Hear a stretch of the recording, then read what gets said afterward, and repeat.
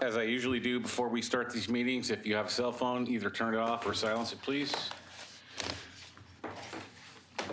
I will call the regular session of the Oregon City Commission to order for Wednesday, December 20th, 2017. Call roll, please. Commissioner Ide? Here. Commissioner Shaw? Here. Commissioner O'Donnell? Here. Commissioner Mengelberg? Here. Mayor Holliday? Here. Wow, the gang's all here for a change. Wow. If you'd please stand and join me in the flag salute. I pledge allegiance to the flag of the United States of America and to the republic for which it stands, one nation, under God, indivisible, with liberty and justice for all.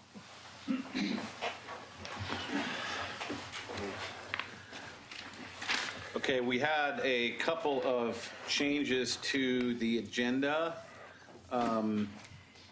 The school district had to reschedule their presentation, and I am using my executive authority to move the Willamette Falls Locks Mayor Axelrod up to this portion of the meeting. Mayor Axelrod. You don't have to vote on your agenda change, huh? No, I have control of the agenda by charter. Very well, that's very nice. It's good to be the king. Thank you, Mayor Holliday and Commissioners. Russ Axelrod, Mayor West Linn. Obviously, I reside in West Linn. Thank you for the opportunity to come and chat with you about the Locks Commission and the follow-up to my letter seeking funding request. You know, there's been a concerted effort the last several years to see the Willamette Falls Locks repaired and reopened. And the last few years, it's become, I guess, more urgent and more complicated since the Corps of Engineers decided to purge itself of the federal facility. So in 2016, the governor established a task force. I served on that task force along with Mayor Holliday. And a key outcome of that was a Senate bill that went through the legislature this last year, Senate Bill 256, which obtained unanimous support throughout the legislature. All our federal and delegation, both congressional and Senate, also unanimously behind it. And it created the recommendation to put together an official commission, the governor's commission on the locks. And along with that effort, it only partially funded the work of the commission. And you have in your letter sort of a breakout of the source of funding and the objectives for the next 2 years. There's a request where we're hoping in this next 2 years for the chief objective for the task force is to see about opportunities, alternatives for governance, for transferring the locks to a non-federal entity. It could be state entities such as parks, it could be local entities such as the county, or it could be a combination of any of the above or others, as well as potential funding mechanisms and options. The legislature partially funded the effort. You see in the packet there's an estimate for the next 2 years of nearly $900,000 of work, both technical, legal, and other support work, of which about roughly half of that has been funded by the legislature. The other half is going to be funded in part by Metro, by Clackamas County, and the cities in equal portions, plus part of the business community is contributing. Each of those are contributing about $120,000 over the 2-year period, and I've taken it upon myself to see about soliciting fundings from the cities for the city's portion. And you have in the letter there a breakout of what we came up with for the select cities from Portland, Milwaukee, Lake Oswego, Gladstone, Oregon City, West Linn, Canby, Wilsonville, and Newburgh. And so I'm here to answer any questions and hopefully get your support for Oregon City's portion. Oregon City is one of 23 members, along with West Linn, that's going to be appointed by the governor to the commission. So you'll have a seat at the table. And the allocation we came up with seemed to be our best guess at a reasonably fair distribution amongst the cities. So I don't have any other real new information. I can here ask questions, address any that you might have about it. Commissioner Megenberg? I'm looking at the draft budget, and I have a couple questions about Sure. that. I'm a bit baffled as to why we're being charged $65,596 for overhead. And also, it seems like if we're paying for a full-time senior project manager, and we're also being asked to spend $145,000 for advocacy, wouldn't the project manager be doing advocacy? Are we double dipping here? That's a good question. Oregon Solutions, along with a small technical group, put together the budget. I think it's how they break out their overhead. Normally, it could get factored directly. The way they've broken out, I'm just not sure how they've broken that out separately. Obviously, they've described their rent, utilities, computers, copiers, but I believe that's just factored into their standard overhead rate. I'm not sure why they're elected to show it just as they have. As for advocacy, there's a pretty considerable effort on advocacy well beyond the project manager. There's another firm involved. I think it's going to be Hooley's firm, I believe. I should add that an RFP was put out on the street for a management group.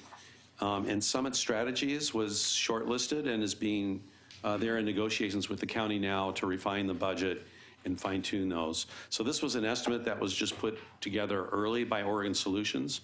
I think it's going to be refined as they work with the actual entity that they select. Okay. Other questions?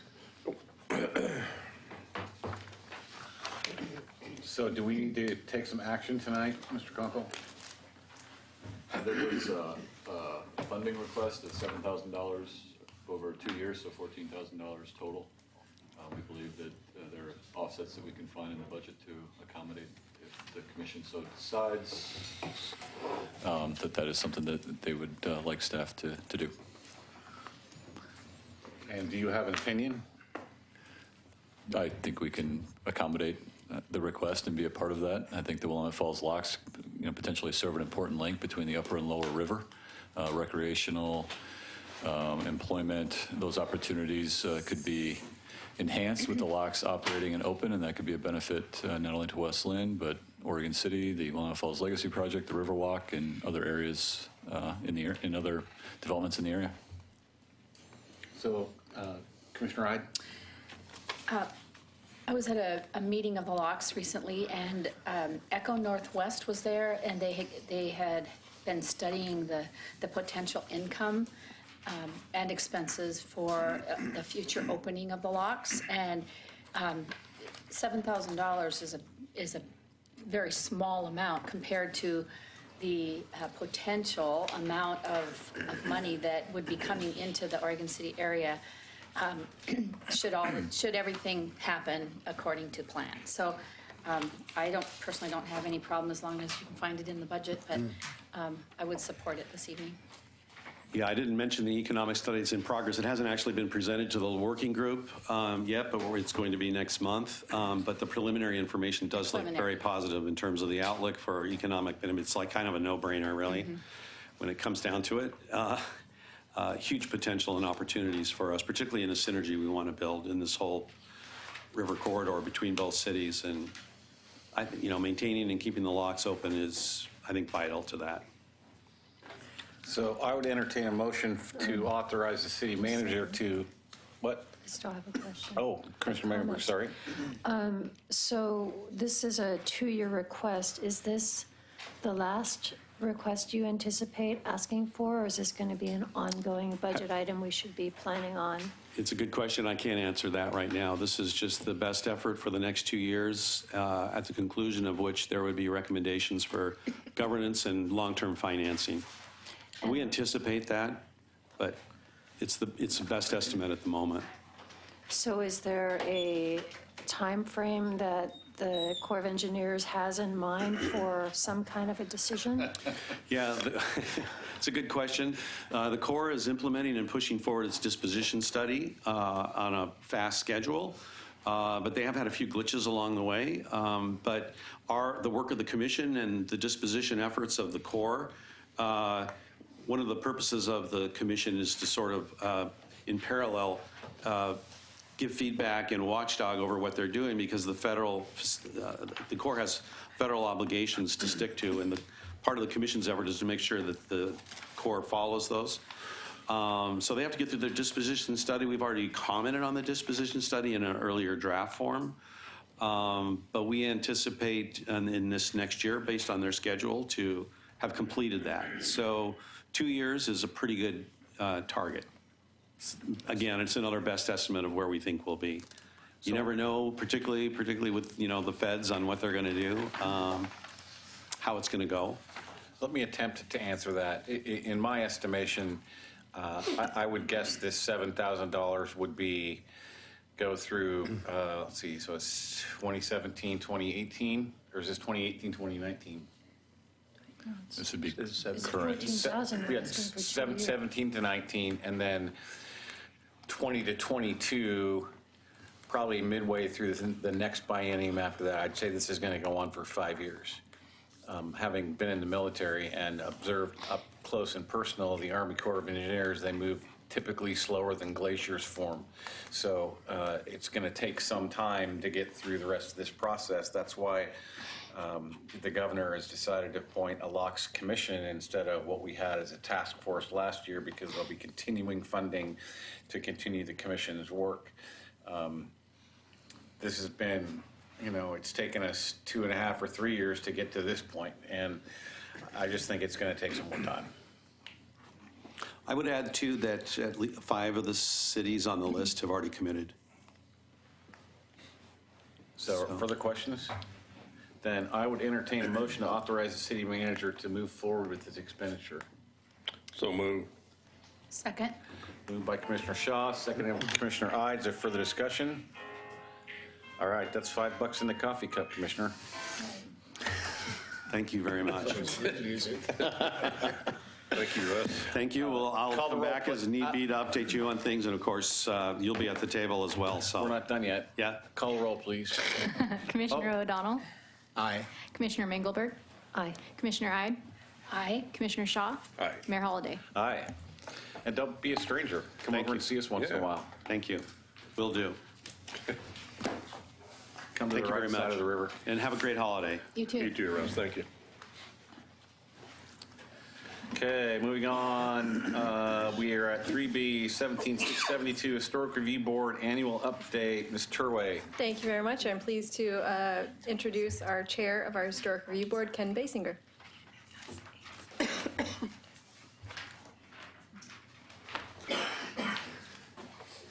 Thank you, Mayor, Commissioners. Been an interesting year for the Historic Review Board. Don't fall asleep at a meeting, they'll elect you chair. Name and city residence for the record, please. Ken Basinger, live in Kanema on First Avenue. Thank you. Historic Review Board. We awarded 5 preservation grants of $1,000 each for repair and restoration of designated structures and landmarks in the city, including storm windows for 1015 J.Q. Adams, window replacement at the Stevenson House at Rose Farm Museum, porch replacement at 516 Holmes Lane, renovation of windows at 910 Washington Street, and porch repair at 402 John Adams. We additionally reviewed 9 historic review applications, including 5 alterations to designated structures, 2 new structures, changes in the Hackett House site, and the design of the new Public Works Operations Facility. We provided design advice to 2 property owners seeking to build within the historic districts. And as you see in front of you, we have packets to be mailed out this week to to historic property owners. This is a grant-funded project that provides information to owners of historic properties and included the design and printing of those brochures that you have there, highlighting the McLaughlin Promenade, the elevator, the Carnegie Library, and the historic districts. And I would be happy to answer any questions anybody has about the Historic Review Board. Mr. Shaw? Ken, would you say the majority of your work this year has been down in the Kenema area, it sounds like? The majority of time spent may have been, but I think it was, Okay. I think it was Right. 2 or 3 applications, but they were pretty involved, Yeah, difficult applications. Yeah, because you got a lot of new construction going down there in your area, so.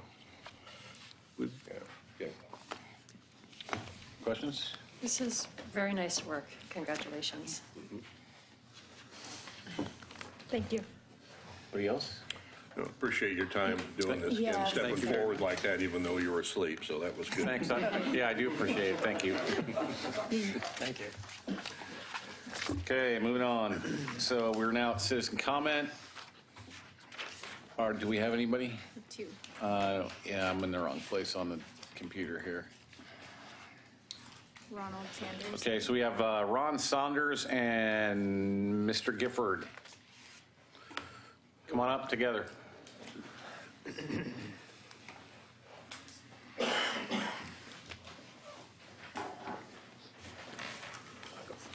You go first. Okay. Yeah, he called your name first. It's fine. My name is Ron Saunders. I live at 15211 Tioga Road with an Oregon City address, but I actually live in Clackamas County. And Mayor, members of the City Commission, and city staff, thanks for letting me present this information. Several people have asked me to let the city know there was an alternative site for the Public Works facility. I trust that the city, through their process and public input, they'll make the correct decision. And I was just asked to present this information. Several years ago, Mr. Lewis had looked at my property, and we talked about it as a possible location. And since that time, it's my understanding that the Public Works facility would be rebuilt at its present location. And then I hear rumors about, is there a waterboard park? Should a new building be built in a historic area? And people said, well, just let the city know that there's another site available. So the little packet is short, but it's self-explanatory, and that's all I wanted to make you aware of. I have 100% faith that you'll do the right thing and make the right decision. So I'm not trying to convince you that my property is a better location. I'm just doing this so people will get off my back. So I have to ask you a question. Have you discussed this with Mr. Lewis? I sent Mr. Lewis an email a week ago. I probably talked to him 3-4 years ago, maybe, and when we were talking, we talked about a possible sale or a lease or maybe even an exchange of property at the Public Works facility, and he'd mentioned that they were looking at Mount Pleasant School, I believe it was, and so that was the end of our conversation. I didn't push it because I thought, well, that's great, and they found a location. Okay, thank you. Thank you. Could I guess if I could pose a question too here. Certainly. You know, as a, let's say a taxpayer, Ron, of Oregon City, if you had 2 options in front of you, one was we were gonna rebuild at a site that we already owned, or we're gonna go out and purchase some property and have to do all the SDC fees and everything else, which do you think as a taxpayer would be the most beneficial? Well, if I lived several miles away, I would say build at the current location. If I lived in the neighborhood and I wanted to protect the historic character, I might have a different view. Okay. I think I'd like to comment. First, I commend you for coming forward. Second, although I understood the commissioner's statement, I think you can talk at long-term operational things, positioning and location as a long-term payback. And I do think it's I've often heard people say, well, I've heard Oregon City government say, well, find me another site. Well, you just did put out a proposal. And I think there's other sites out there. So I understand that we've gone down this trail a long ways, but I'd listen to any solutions because we continue to encounter these difficulties in moving this along. Some of the roadblocks are related specifically to the site choices. So I'm open to anything. I don't know if anybody else is, but I'm willing to listen. Mr. Underwood, I have to ask you a question. Yes. So is this property not inside that area that we've already established that we want to have employment land? The Beaver Creek employment area, it is. It's part of Oregon City Development Site Number 1. Okay. So, and this site wasn't considered before because it was inaccessible. When we were looking at this property, it was a lot of questions about how we'd ever get infrastructure through there. So, been down this road before I'd say we've been down the rabbit hole several times, and I'm not sure Alice has come back out yet, but we spent a lot of money and a lot of time and a lot of effort developing the plan for Public Works where it's at. I know that my partner Betty was on the city commission for 4 years, and almost the entire time she was on the commission, they were actively looking at other sites. I'm certainly willing to let staff look at whatever, but I'm going to go back to staff's recommendation about what they decide as far as what's the best and highest and best use, not only for this property, but for the current public works site and for the economics and for the taxpayers of Oregon City. I'll make a second comment. You actually propose what they call a real estate exchange, and that's a very interesting thing that happens as far as trading values with no tax burdens, and that's a very interesting statement. And I'm like other people. I look around, and I mean, I see this 13 acres for sale directly across from down by Wendy's or such down in there. It's like, we consider that. So I get it that we've gone down this road a long way. I just want to bring it to fruition, so I'm available to listen to anything. Okay.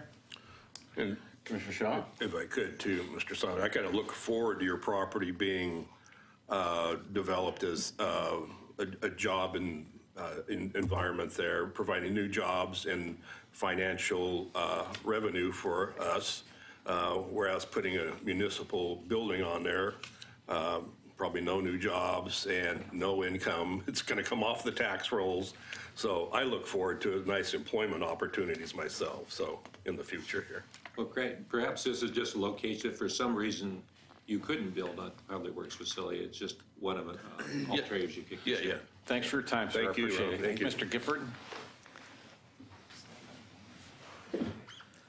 On a lighter note, There is one. Mr. Mayor and City Commissioners, my name is William Gifford and I live in Oregon City.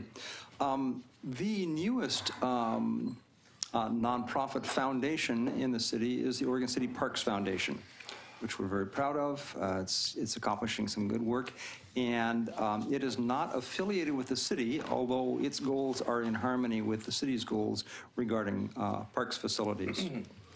We actually have two goals, two tracks. One is to help organize volunteers to work on parklands and so on, and to that end we've had some very successful work parties. And secondly is to raise funds to at least use as matching funds for grants that the city cannot apply for by itself because of its very nature, but as a nonprofit we can apply for them. To that end, I'd like to announce that this January 20th, upcoming exactly a month away, the Oregon City Parks Foundation, the OCPF, is going to be having its first auction. Very excited about the auction. It's going to be up at the Hive, H-I-V-E, tap room, which if people don't know, it's right across the street from the Bottle Drop and right behind Jiffy Lube.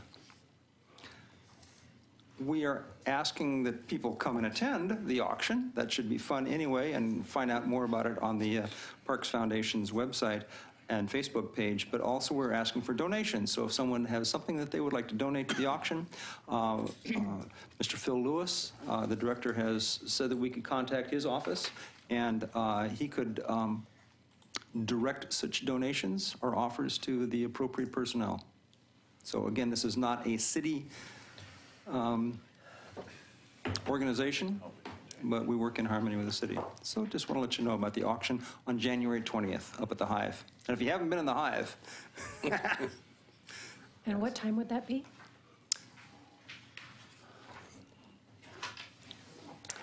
I think it's late afternoon. It's late afternoon. I don't know the time. Get there early and stay late. Yeah, come early and stay late. Yeah, portions of all the, and there will be food there too, so it's food and drink and portions of all those proceeds that go back to the foundation. Any other questions? Yeah, more information will be on the website or the. Mr. Shaw? I just wanted to extend our gratitude for you and your folks there starting this group up and providing assistance for our Parks Department. And you guys have done a lot of work. I mean, down there in the old Kanema Park, all the ivy pools and stuff that's been going on down there and stuff. So we appreciate all you're doing down there. So It's a team effort. There's a bunch of hardworking Yeah, I people know. that are really dedicated to this. So we want to make sure our parks are top notch. Thank you for your time. Okay, thank you. Now, I'm got to be clear here. The next three speakers, I believe, are speaking on the EID. Is that right? It's for the public hearing. Yes. Okay, so we are done with public comment. We will move on to public hearings, and we will go to, you have to do the adopt the agenda. oh, is everybody okay with the agenda? No, yes. Yep. Okay. 17660, first reading of ordinance number 18-1001, creating downtown economic improvement district. Mr. Underwood. Thank you, Mayor. On November 15th, the City Commission adopted a resolution to enact an ordinance creating a downtown economic improvement district.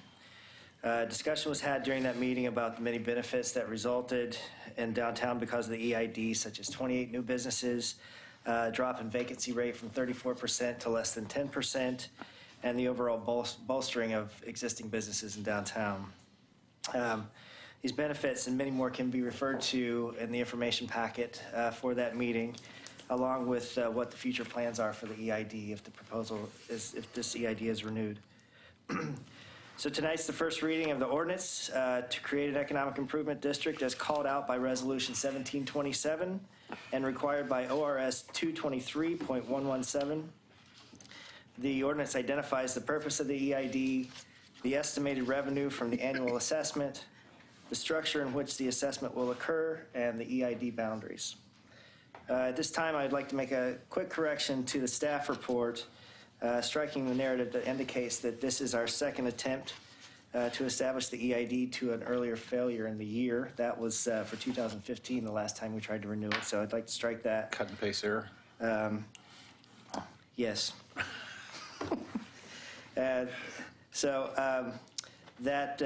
This is actually our first attempt for this in the renewal period. The first reading marks the commencement of the 30-day period for public comment and right for remonstrance from primary property owners. If more than 33% remonstrance is received, then the EID fails, but another attempt can be made prior to the current EID's expiration. If this creation of the EID is successful, the assessment period will be July 17th, 2018 through July 16th, 2022. And I have a few items that came in late this afternoon that I would like to add to the record. We have a letter of support from Mr. Dan Fowler. We have a letter of support from Comstructure Consulting LLC.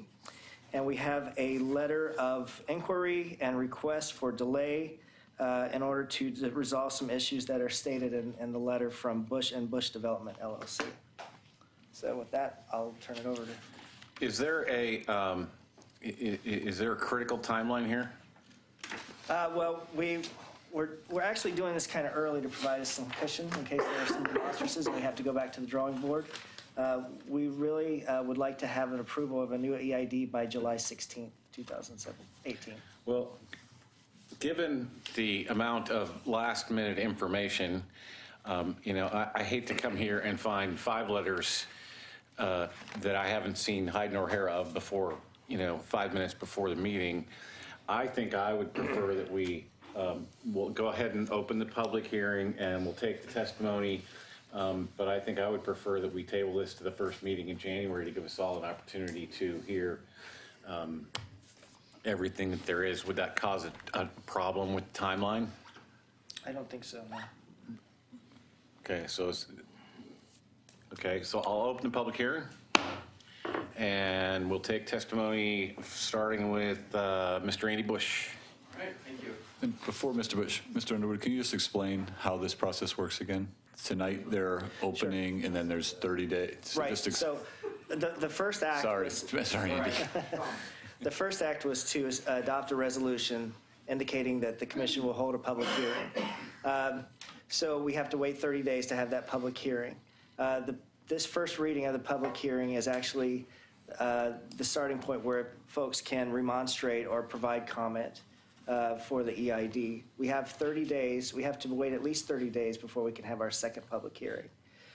During that time between the first and second public hearing, we assess each property and we send that out to the property owners as a notice. And that's when they can remonstrate if they don't agree with their assessment or if they don't want to be in the EID. And so we take that into account and calculate the 33%. If it's below 33%, we can go ahead and have the second public hearing. If it's greater than 33%, it fails. So we kind of have that. So the objective tonight is to start that 30-day process. Yeah. I understand, but I also think that there is enough that there could be a little more work done between the group and the owners to get us to a point maybe that's a little bit better than where we're at now. And given the fact that it's the holiday season, over the next week and a half or so, there's not really going to get much done by anybody. So again, Commissioner Mengelberg? Mr. Underwood, what type of outreach to the business and property owner community has taken place so far about this current proposal? Well, the Downtown Oregon City Association has been boots on the ground, so they've gone out and talked with the various property owners. There has been some marketing material that's gone out to the property owners indicating the benefits of the EID and what the plans are for the future. So that material is out there. And then we will send notice to the property owners with their individual assessments. Well, hold on. We're going to take the public comment first, and then we'll close the public hearing, and we can debate or ask questions between ourselves. So, Mr. Bush, you want to come up? Thank you.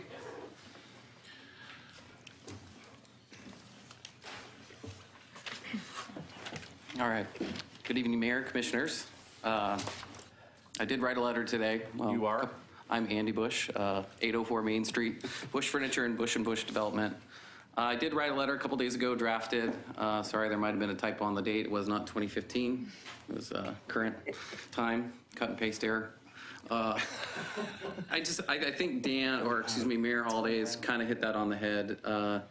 If this was just voting again to what we currently have, I wouldn't have very many questions, concerns, or comments. But we're looking at, kind of a whole new floor plan to what's going on to the EID. Different zones, different structures of funding, different ways to assess the funding. I think we need more public comment. This is a tough time to talk about it 5 days before Christmas for a 30-day period to start. So I was asking for a 90-day period.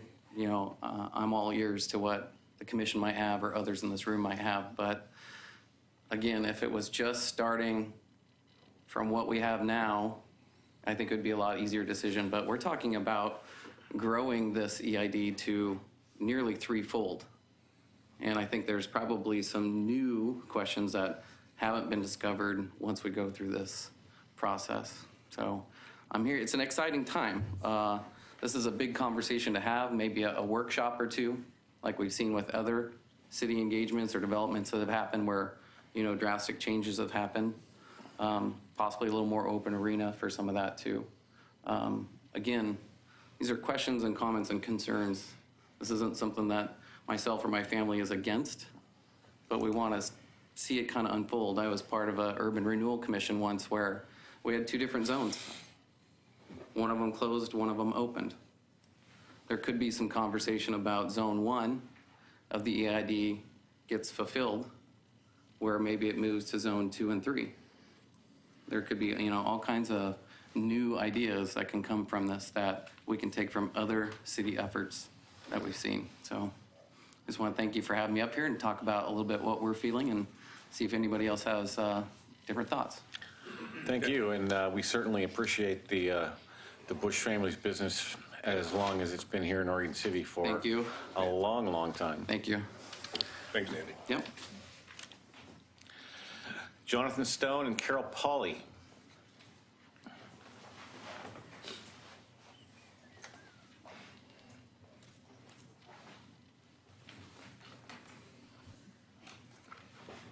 Good evening, Mayor and Commissioners. Good evening. Thanks for having us here. Thank you very much Carol Pauley, excuse me, President of Downtown Oregon City Association. And I'm Jonathan Stone, the Executive Director of the Downtown Oregon City Association, as well as a resident of Oregon City. I want to thank you for bringing this to the first reading. We have had some engagement, community engagement, newsletters that was mentioned, but also we did send out a letter of support or objection to give property owners a chance to give us input. That's one thing that we really wanted to do this time around, is to be out there to listen and talk to and try to explain things. I've made every attempt to try to get the answers to people, and I don't object to, making sure that people do have the answers and we take that time to do that. I think that's really important. That's our goal, is really to have that community outreach and engagement and support. I can tell you about all the great things that have happened on Main Street, but I think you already know. There's more work to do during this process that we were nominated, that we are chosen as a finalist for the Great American Main Street Award.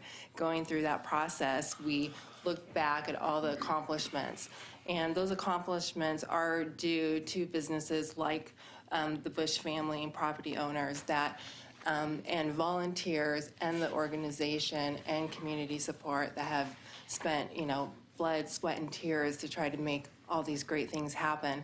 There's much more work to do. There's work in tourism. There's work to integrate the Legacy Falls project. There's vertical housing, getting housing down there. There's more properties to help revive. So there's definitely more work, and the EID is that consistent funding source that really allows us to keep going no matter what, no matter if an event is successful or not successful. Otherwise it's up to fundraising and grants, which are not always consistent. So the EID has really allowed us to have a robust plan in place. And we brought back that volunteer structure and the committee structure too, trying to get more boots on the ground, more people involved. I'm not sure, we definitely need to have a conversation. I don't feel like we're making drastic changes. We did want to try to expand the boundaries because there's more need now at the north end as well. So that is one change, just expanding the footprint a little bit. Okay. So we were provided the letter that the Bush family submitted, and so I put together, helped Carol put together rather some of the sort of detailed information with respect to some of those concerns. But before I address that, I just want to first of all, I know there's a few other people in the audience that are that came in support of the EID, but I know they didn't submit they're shy. But if you want to hear from them or request them to come up and speak, I'm sure they'd be willing to do so. And I'm also super excited that as of today, the Economic Development Department put out the draft tourism plan for review, which is an effort that we've been working on for 3 years to help the city get forward. So that is a major step forward in terms of a economic benefit to downtown Oregon City. It's very true that the association has changed dramatically over the last 4 years.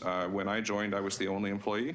Now we have 9 individuals that are on our payroll. The bulk of that is because of the elevator contract that you guys awarded us in February. The remainder is, and we've tried to be resourceful as much as we can, and since the last EID renewal, have introduced and or made permanent programs that were either grant funded or didn't exist to a great deal. And so there's, in good faith, we've definitely doubled down, gotten creative. When the EID was, the last EID was approximately $120,000 a year, and it was renegotiated down to 60, and we've managed to do what we have, sometimes spending on reserve because we thought that it was the best thing to do in terms of what the program or investment was. But we're trying to stabilize and streamline everything, and the EID proposal helps us get to a consistent and sustainable balanced budget moving forward. With respect to some of the questions that were presented in the Bush family's letter, just wanted to be clear about the approximately 36% of the tax lots in the district are proposed to be assessed at their respective cap. That initially we were proposing $14.95. We dropped that based upon feedback from property owners to $12.50. And sorry, I lost my notes.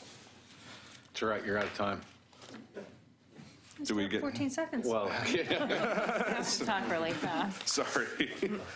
I mean, it's, so there was just respect to the language in an original letter that was said about modest increase. And what we said in our response is maybe that language was misplaced. It was a form letter that maybe modest wasn't the right choice of words for those that were at the cap.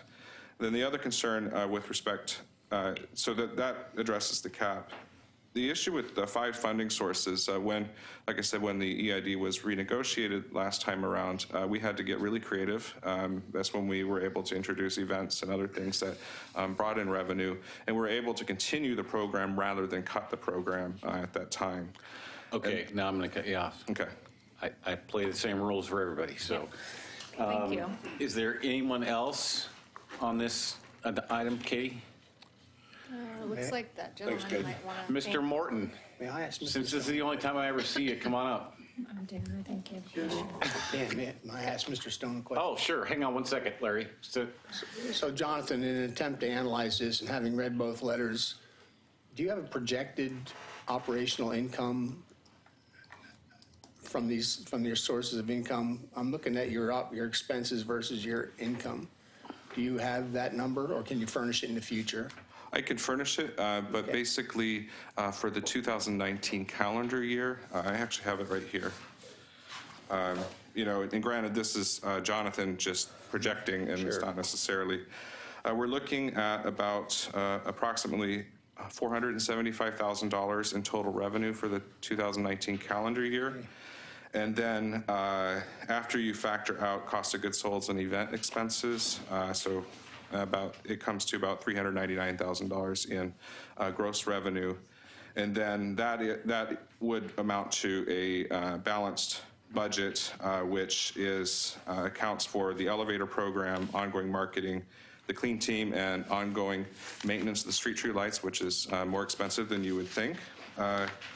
General expenses, as well as the other project management and payroll that we have. So a second question is, I'm gathering numbers to help me understand this.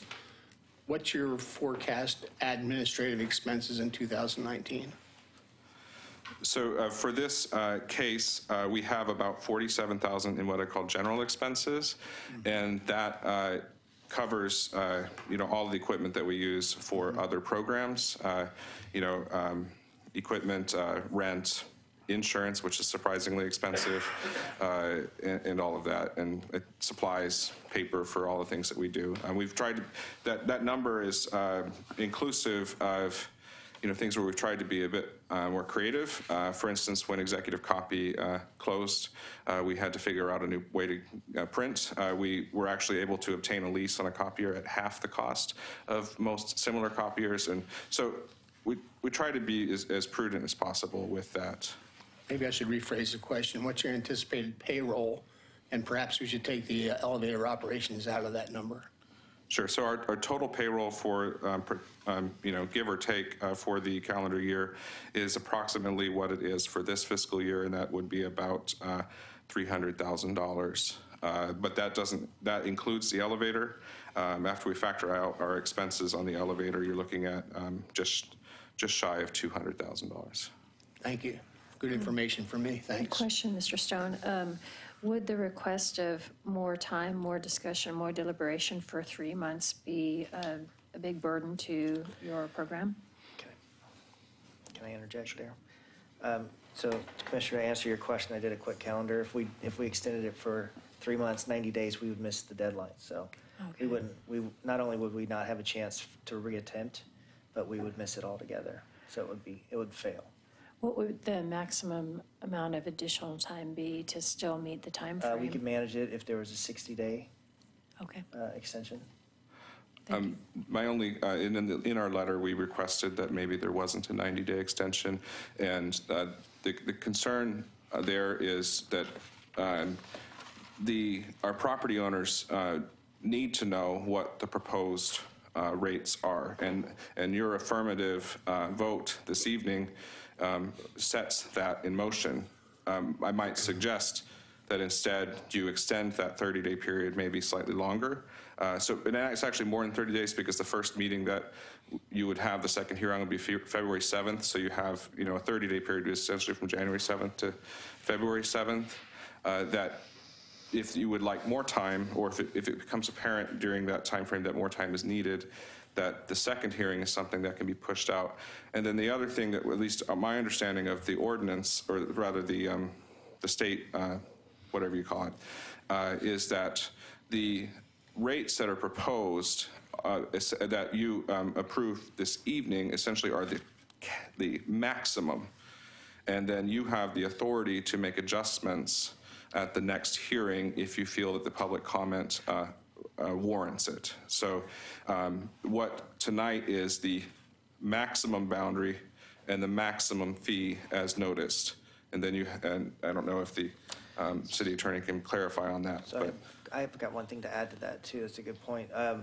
So also, if remonstrances come in, we eliminate those properties from the EID, which requires us to go back and reassess, and which will change the rates. So that's what that 30-day period is. That's what we're doing during that 30-day period. I don't understand what that means. So someone remonstrates, they can be written out of the district, which means we have to go back and reassess the rates for the different property owners. Oh, meaning if you adjust the boundaries. So if the commission has the latitude to adjust the boundaries later on, just not add to them. Right, yeah. So, Eric, are you saying it chooses not to participate? They choose not to participate. Okay, I want to make it very clear. My understanding of that is that the current city ordinance that enables the Economic Improvement District to be formed is that if the less than 33% is remonstrated, that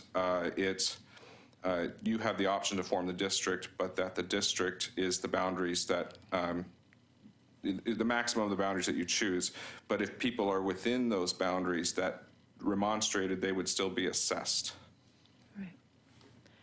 So just to be clear, I understand, would it be your recommendation that we act today to start the period, but to extend the time between today and the next hearing by another month, allowing 60 days for additional comment and education and outreach and that kind of thing? I mean, I'm open to whatever the commission feels is best, but we did build in a little bit of time to make sure that there is a successful renewal before the end date of the current Economic Improvement District. But that if we did find ourselves in a situation where there was a lapse, it would be very challenging to manage that gap. Anybody else? I'm going to Wait. wait. Okay. Mr. Morton, you want to come up?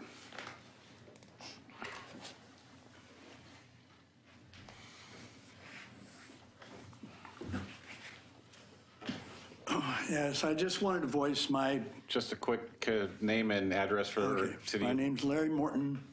I have Larry Morton's Transmission Service in downtown Oregon City. Okay. That's 510 McLaughlin, 514 McLaughlin, 108 6th Street. 3 buildings, half city block.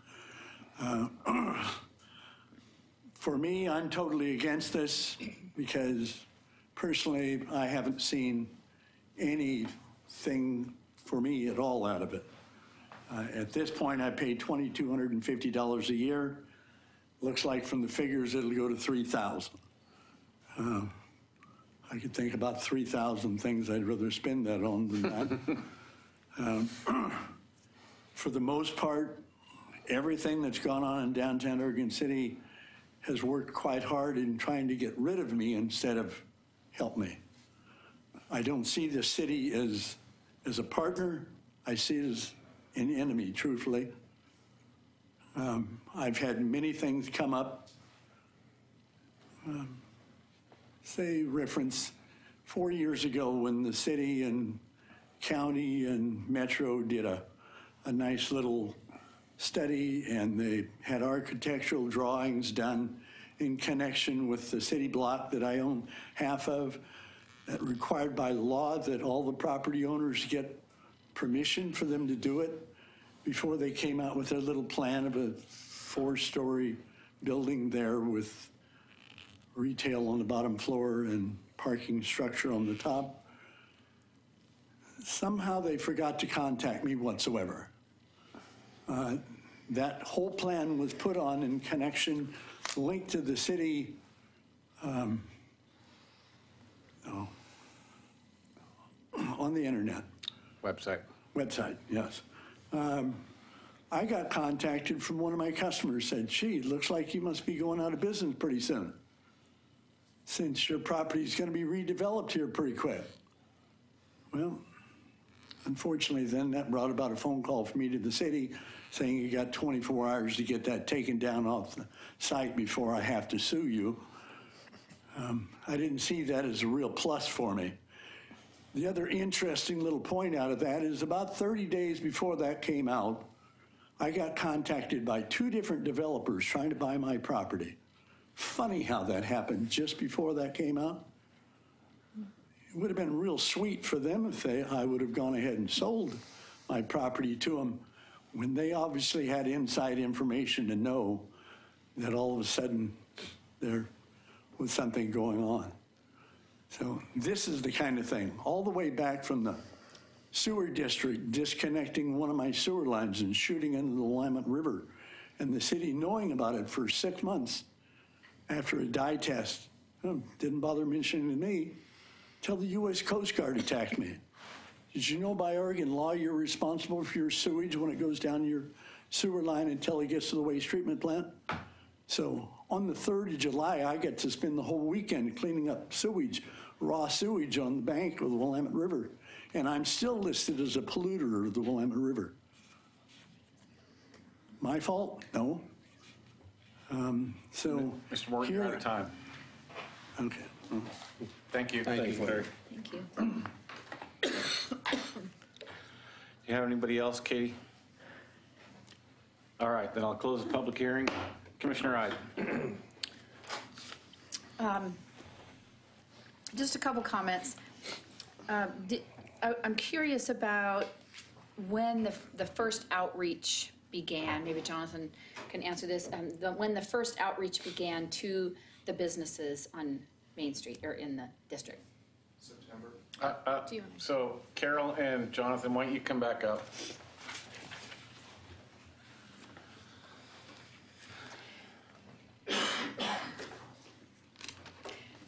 So the businesses on Main Street then were notified this like 3 months ago. In September, yes. That what was going to be taking place, that the EID was attempting to be reinstated or approved. And you gave them opportunity to respond. Yes. And did you receive much response or? Sure. At the last time, when I believe it was at the resolution meeting in November, we stated that we had received written support and written objection, as well as verbal support and verbal objection for properties within the affected, within the proposed boundaries. And that was, gave us, it made us feel that there was general support for the renewal of the district in the boundaries as proposed. We've, for instance, Lithia, Falls Legacy, Fowler's Properties, Andy Spicer is here today, and others have all expressed support. And then we understood sort of historically who has been supporting of the project as well. I mean, sort of the Economic Improvement District. Those that we received written objection to, for the most part, we tried to reach out to them and understand what their concerns were. We had a meeting just last week with one property owner who actually said that was intending to come to the meeting tonight to speak an objection, and I'm assuming that because he's not here tonight, that he felt that our answers were sufficient for what his concerns were. And we've had communications with other property owners that, for the most part, I've tried to stay personally kind of out of this process. Carol has been sort of the champion of this. But in other offhand conversations I've had with property owners, they've mentioned the renewal and in a positive light. And so I didn't press them personally to say, do you support or do you not, because I didn't feel that was my place. I would like to add to that a little bit. So the board, we all decided that we wanted to, not repeat what happened last time, that we really wanted to get out there ahead of the game, and that we wanted to get a temperature from people, and we wanted to have their input. So in a sense, we kind of did an advisory vote with that. We sent out a letter that for support or objection. So we could try to get this information right away so that we could get to work on it. And that's when we discovered that the cap was just too high. So as a board, we decided to lower that down and then continue with outreach and trying to, bring awareness about the program and exactly, what the value is. Okay, thank you. So between now, if we did approve the first reading, is there still time for business owners, anyone, to give further comment? There is. That's what this whole process is about, right. really. Okay, that's why it's a the two-step point that I thing. wanted to make. That by passing the first reading tonight, it's not going to prevent any further comments. It will just get the process going. And yet, I do want to acknowledge that I did have a chance to read Mr. Bush's letter, as well as Jonathan Stone's response to his concerns. I know some of you may have not have had the chance to do that yet, but I believe that that shouldn't prevent us from moving forward with the ordinance this evening. I think that there's still chance to comment on all that. So, full disclosure, are you part of the Main Street board? Yeah, I thought that was no. Yeah. Well, I just want to make sure that everybody's aware of that. Right. So, can I make a quick point? Sure. So it's actually, in this case, it's more than 30 days because the next public hearing isn't until February 7th. February 7th, yeah. So we've got an extra 2 weeks.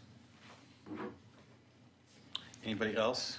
So based on the feedback that you might get between today and February 7th, is there an opportunity to adjust the boundary or the rate or some components of the program to better meet the concerns of some of the folks that might have issues? So at that point, it would be up to the discretion of the commission as to how those changes might be made. So reductions in size or reductions in rate is, I understand, is then in your hands. At that point, we could obviously come back to you and make suggestions or recommendations if the feedback warrants it. But to some extent, there might be there's philosophical differences, right? And in the Bush letter, they mentioned phasing out the economic improvement district over time. And if that is the path, so to speak, then you're looking at a very different revitalization effort in terms of how we approach that. And the more fundraising we have to do, the less actual impact we have. Now, fortunately, with being a Main Street approach and sort of promotion, promotions are a big part of, the image change of downtown, getting foot traffic downtown, that some of our events accomplish good revitalization objectives, but also earn money. But they're incredibly time consuming and take away a lot of energy from our volunteers. And we're actively trying to work to move volunteers into more productive roles rather than just slinging beer or moving vendors around a site. Commissioner O'Donnell? Well, as one who has read both the Bush letter and the Stone response, I'd have to agree with the mayor. I think there needs to be additional dialogue between the groups, between the user groups and the DOCA group themselves.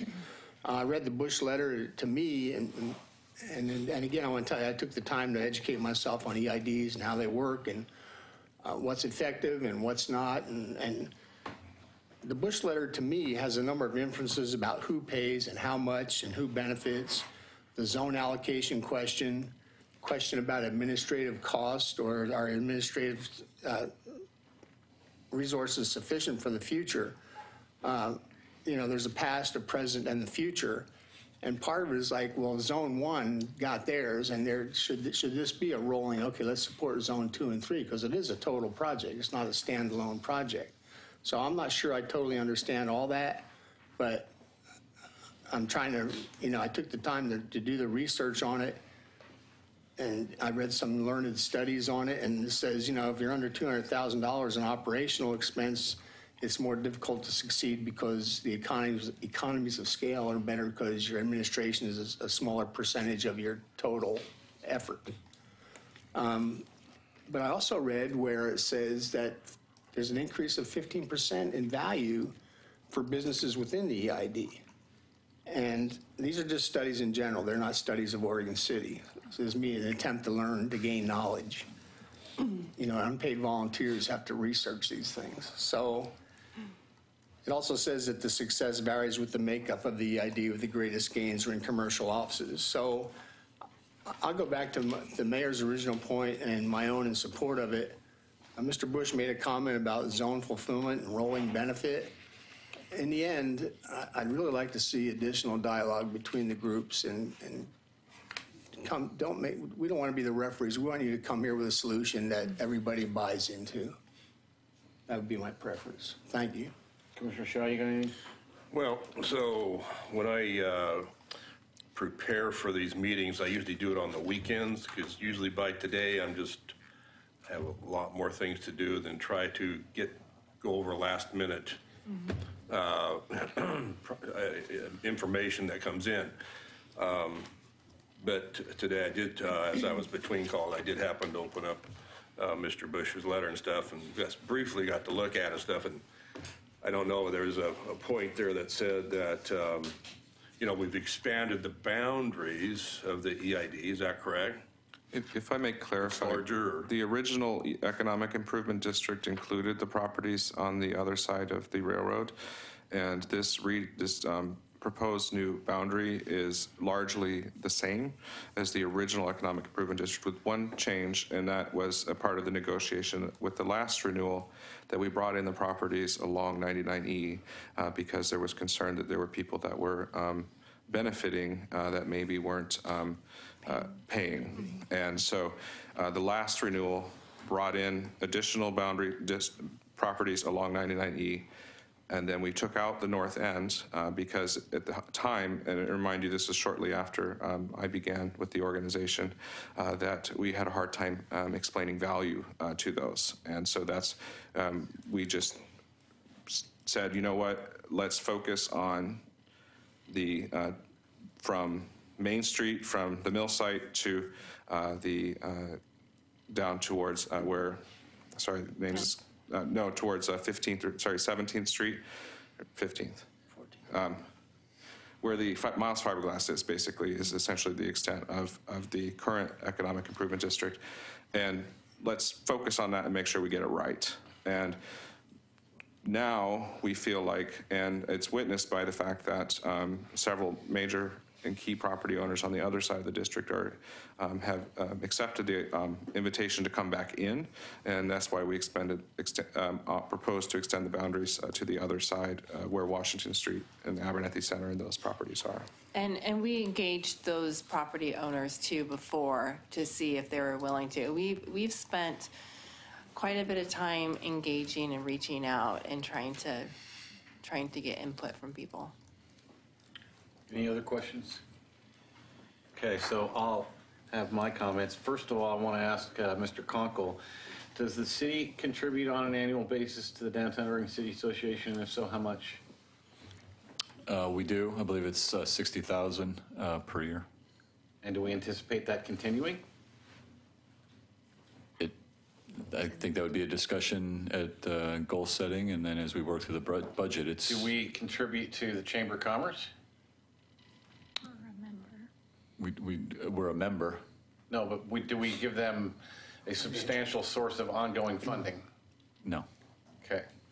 So just to get back to one of your comments, Mr. Stone, I have no interest in brokering a deal or setting rates for this district. That's really between you guys and the folks out there. We are merely a medium in order for you to be able to utilize the state law to have this function. So don't expect this commission under my leadership to be brokering rates or anything else. That's a deal between you guys and the folks out there. And you know that I will be, on a personal basis, I'm more than happy to sit down with anybody and have that discussion, as I've already done. Mm-hmm. The last thing I'm curious about is this is all about property owners. So what about the businesses that are tenants that are obviously benefiting from this organization? How are they paying for this? We do have a membership structure in place, and that's something that we're looking to,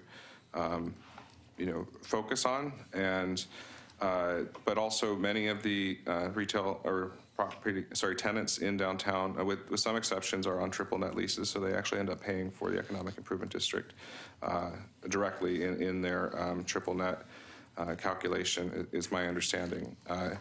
And so... Well, but if lease payments go up starting this next year and somebody's in the first 3 years of a 3-year lease, they're not going to be able to, the building owner isn't going to be able to recoup that cost until the next lease period. Yeah. On a triple net. Don, we can't talk without you being on a microphone. Okay. Well, I'd be more interested to hear about how you're going to connect in the businesses that are not building owners down there. And we do that on a per instance basis. Like a number of our promotions, we charge a participation fee for, is how we've managed to balance sort of excess costs, and it's one way that we've done it. And we look to grow we're reintroducing what we're calling a Friends program in April. And that's part of a brand-new large event that we're doing to celebrate downtown businesses and the revitalization efforts that have taken place. We had hoped that, the renewal of the Economic Improvement District would have been, sorted out by then, because we also hope that we have a, big announcement of a national award, putting a lot of focus on downtown Oregon City. But nevertheless, that is an area that we're looking to grow, absolutely. I would like to add too that businesses have sponsored events, so they've put money forward that way. And then also through volunteer efforts. There's hundreds and hundreds of hours of volunteers for different events and programs and committees and being on the board that the business owners have done down there. So there's a lot of in-kind value there. Okay, thank you. Can I follow up on that question? Sure, 1 second. So following up on the mayor's question, on these levies that are to the participating businesses, are they levied against the person leasing the building or the owner? Or are they treated as a pass-through, optional pass-through by the owner, increasing the rent and then paying? Or is that that's an agreement between the property owner and their tenant. But the assessment is on the property owner. Okay, and something else, so maybe for Mr. Underwood or yourself, for those that choose not to participate, and that becomes non-collectible, you can't collect it, does that increase the burden on the remaining businesses? Well, the assessment has to be readjusted. The rates have to be readjusted once that's done. I'm reading the ordinance now. It's 223118.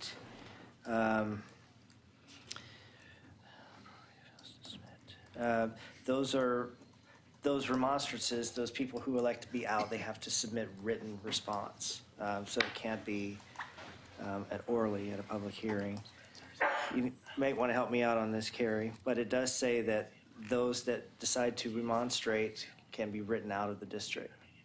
Well, let me put it in the simplest form. If you and I are in the district and it's $100 each, and I choose that I don't want to play, are you stuck with $200? No. So Okay. there's been a few. It's not going to be calculated that way. So once the district is formed, if somebody does not pay their fee, my understanding is that the city has recourse for collections on that, but it is a collections process and it doesn't affect. So if the total assessment for the district is, say, $90,000 and $4,000 is uncollectible, that just means that we have to work harder to fundraise in other ways to replace those uncollected, unless the city's successful at collecting it, is my understanding. Okay, thank you. Thank you. Mr. Slack, you want to come up and explain what you were trying to say?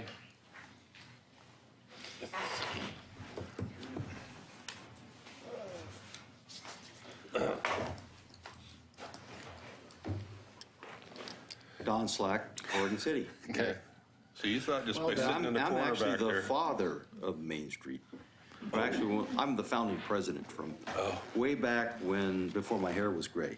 But anyway, Wow. 1920? I don't know if that's true, but I just try to explain. There's a number of different kind of lease that a building owner can have. In my building, it's triple net. So whenever I get an increase in cost, whether it happen to be landscaping or water bill or whatever, that's directly passed on to the tenant.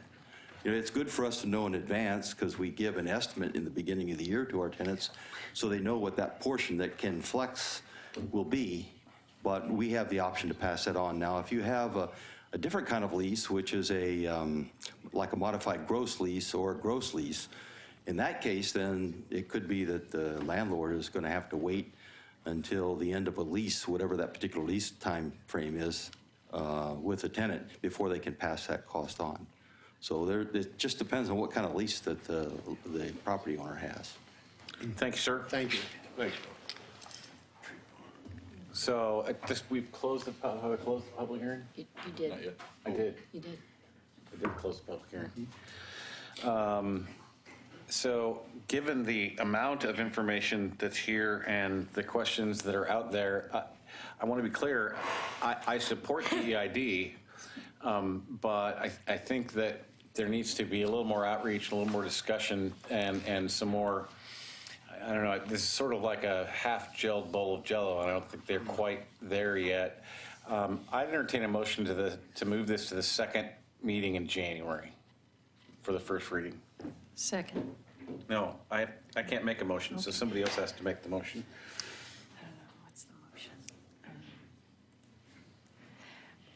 I move that the first reading of ordinance number 18-1001, creation of a downtown economic improvement district, be postponed to the second meeting in January. Seconded. Further discussion? Does that give us enough time? That's not going to cut into the Yeah, deadline? We can work with that. Yeah. Okay. Okay, moved by Commissioner Mecklenburg, seconded by Commissioner O'Donnell. If there's no further discussion, call the roll. Commissioner O'Donnell? Aye. Commissioner Mengelberg? Aye. Commissioner Ide? Aye. Commissioner Shaw? Aye. Mayor Holliday? Aye. So I would just encourage both sides to sit down, get together, and try to, work something out where, it's a little more equitable or whatever for everybody. But like I said before, the city commission is not interested in setting rates, so you guys need to work that out. We will move on to, I believe, first reading of ordinance number 18-1002 in planning file and 17-01 zone change. We'll just take a break here. Good idea.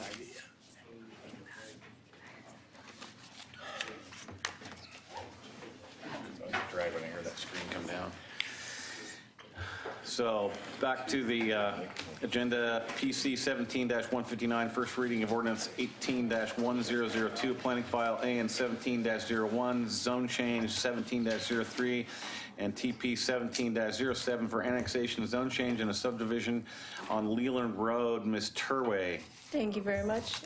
Carrie Richter will be providing the legal readings and the disclosures. A public hearing on a land use matter is scheduled for tonight. A staff report has been prepared and has been made available to the public 7 days before tonight's hearing. The staff report identifies the applicable approval criteria that apply to the proposal. Staff has analyzed the criteria along with written comments and input received through the public notification process. The quasi-judicial hearing procedure the commission will follow is set out in state law and the Oregon City Municipal Code. The hearing procedure steps are shown on the chart.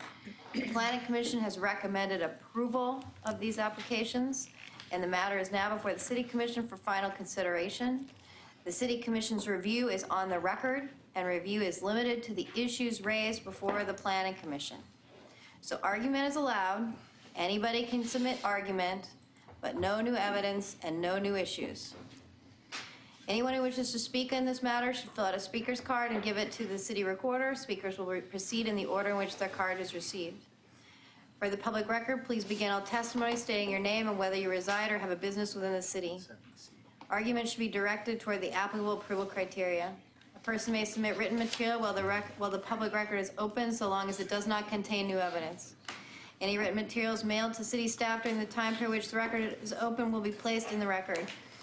Written materials submitted during the public hearing must be presented to the city staff in order to become part of the record. If the City Commission makes a decision to which you disagree, any issue that you wish to appeal must have been raised for the Commission's consideration. Without raising the issue on the record with sufficient specificity and accompanied by statements or evidence that the city and all parties can respond, the issue will not be judged appealable to the State Land Use Board of Appeals.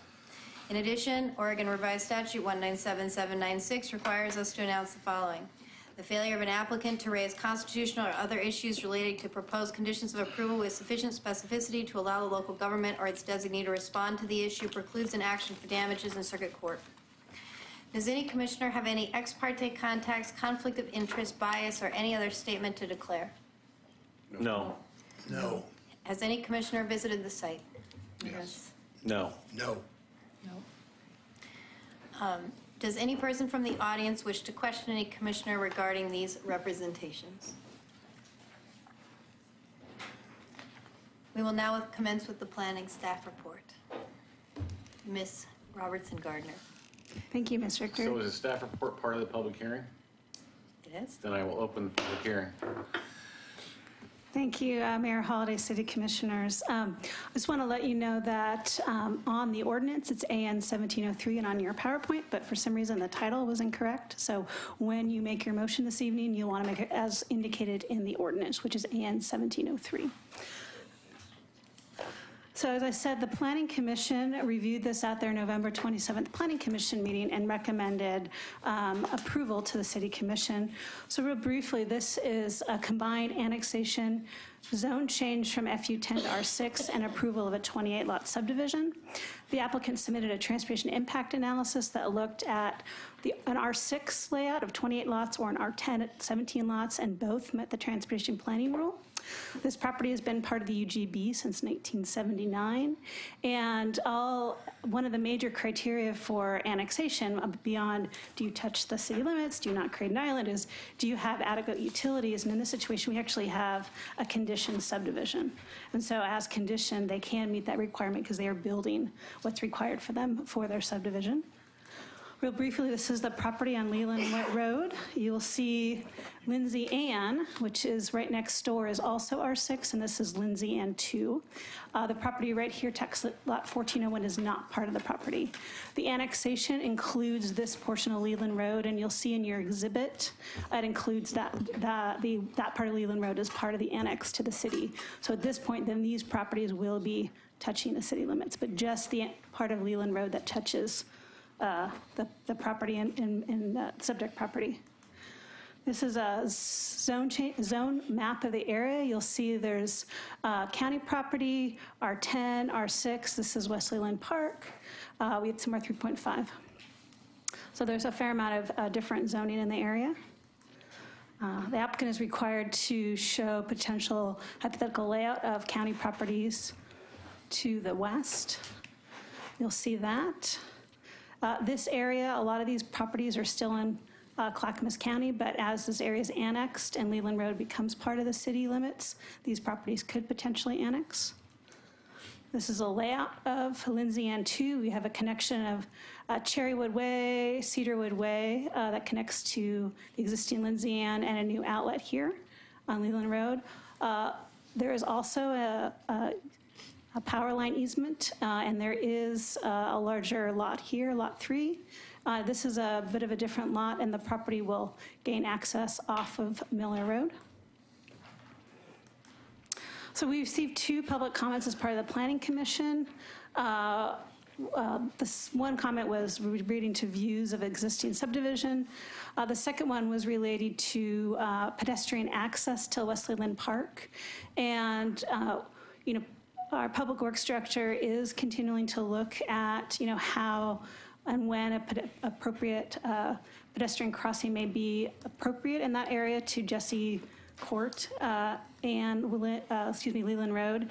On existing Leland Road, before it turns, there is a new pedestrian crossing, and that was long looked at until we received adequate pedestrian lighting and adequate improvements of Leland Road. So that's one of those things we'll continue to look at when it is safe. Right now, it would not be as safe to put a pedestrian crosswalk in an unimproved area. Right now, there is a request from our engineering division to add an additional condition of approval, and I want to go back to Ms. Richter.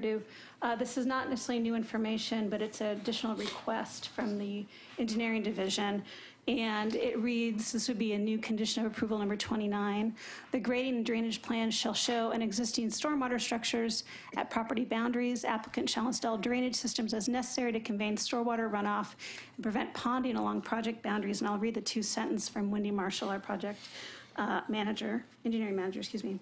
When a property develops, the drainage design is required to convey abutting runoff into an approved system. Staff has determined that it is prudent to apply an additional condition to ensure this issue is appropriately addressed in the grading and drainage plans. To ensure grading of the proposed development alleviates and does not exacerbate any ponding along the project boundary. And this is specifically related to this property right here, tax lot 1401. And so planning staff is comfortable, and I have shared this with the applicant. They are comfortable with that additional condition of approval. There are a lot of criteria when you have a zone change, annexation, and subdivision application. So I'm going to briefly show you the 3 different pages that show the criteria. I won't go over them, but they'll be available if you have any questions. We have the Metro boundary change criteria. We have our Title 14 municipal code criteria. And then we have our general zone change criteria about ability to provide public services, meeting goals, policies of the comprehensive plan. So I'm available to answer any questions, and I will bring it back to this layout. I have a question. That lot, that tax lot. 1401? The right, yeah, the one that's not in the red. Is that already annexed into the city somewhere, or is that creating, I know we don't create islands, but. It doesn't create an island because this whole area is still in the county. So there may be additional scenarios where somebody comes in on this side and could create an island, but that's up to the next steps. But this still is not considered an island because it's not surrounded on all 4 sides. So across the street is still the county? This is all county right here. All right, I just wanted to clarify. Mr. Shaw? We can't get on there, so. And this is getting to be kind of there's a little theme here that we did not receive anything from the school district again. Correct. But we sent something to the school district, right? Yeah, and that's what I'm trying to figure that out, because they all used to be up just until recently. They always responded to these subdivisions, but we haven't, we haven't heard anything from them that why They they're have doing not this sent at all? any formal comments as part of this application. All right.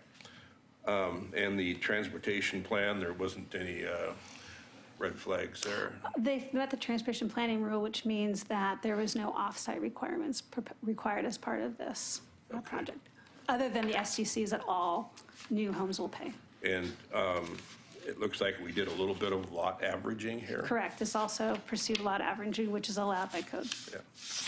So I didn't see, so there's some lots that are less than R6? Correct. You can go back. And unfortunately, I can ask the applicant to bring up, but there are, once again, because our code doesn't have us add up how many lots, but there are a fair amount, but they're allowed to go under 20%. And the lot averaging allows that, just as with the previous application that was in front of you on appeal about a month ago. Yeah. Okay. Anybody else?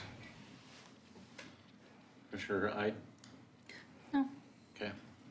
Is that it? That's all I have. The applicant's ready Okay, to we're going to speak. take a 5-minute break, and we'll be back. Now, go back to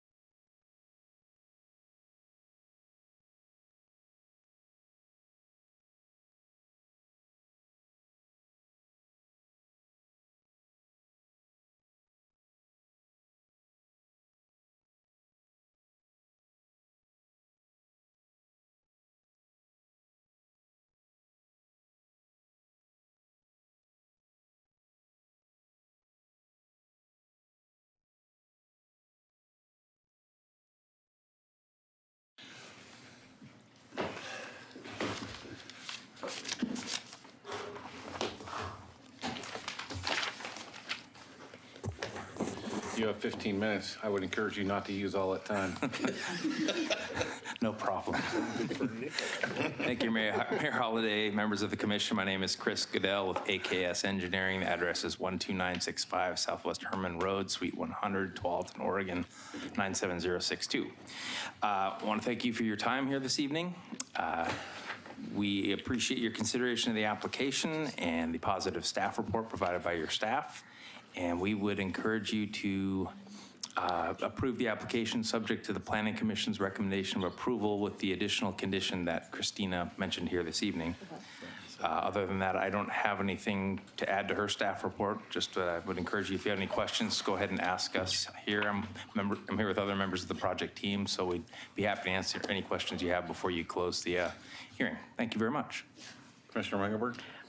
Yes, to follow up from an earlier question, how many sites are below 6,000 square feet? How many are at in the 6,000 to 7,000 range, and how many are bigger? Just first off, I'd say that the average is about 6,600 square feet per lot. The range is from 4860 to 29,075. Off the top of my head, I don't know how many lots are under and over, but on a percentage basis, I'd say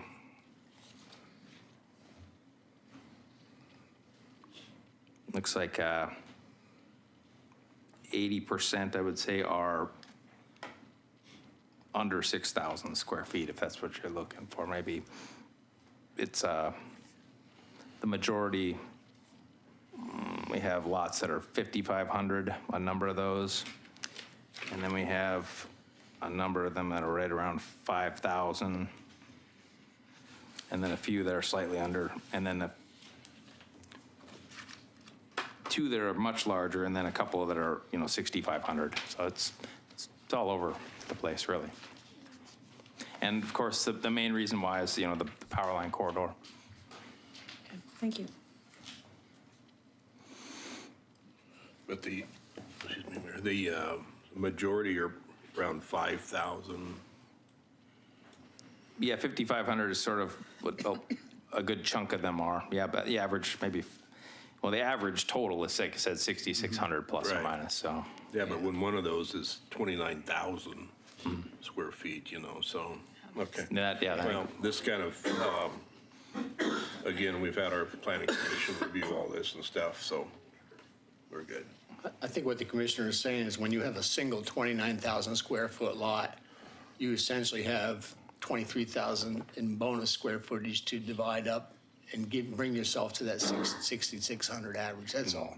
Yeah. Understood, and I get that. I guess what I would add to that is that irrespective of the square footage, the density remains the same. There's no more units provided on this property because of that. It's not like we're able to get any more 5,000 square foot lots than if they were 6,000, assuming that the power line corridor you could put houses under it. So the density remains the same. And I think that, yeah, sorry. of the lots that are adjacent to existing subdivisions, what is the average square footage of those lots? I'd say well, number one, we have a stormwater facility that kind of abuts most of those lots in Lindsay Ann Estates number 1. We have lot 15, which is, I'd say, pretty similar to the adjacent lot. Lot 16, which is 5,000, these are about 5,100 square foot lots, and then lot 24, which is 6,491. So I guess for some perspective, we looked at the average lot size for Lindsay Ann Estates, which is the abutting project, and it's 6,000 square feet. So the lots here average bigger. The ones that are adjacent are roughly similar, some cases a bit smaller, and then some cases a bit larger. Thank you. Okay, anybody else? Okay, thank you, sir. Thank you very much. Thank you. Do we have anybody? William Gifford. Mr. Gifford? This is a type 4, so I think anyone can speak, but they're limited to the issues that were presented before the Planning Commission with no new evidence. So I think Mr. Gifford may speak. The alternative is when we have an appeal. In the appeal situation of a type 3, we're limited to the people who participated below. Okay. Mr. Gifford.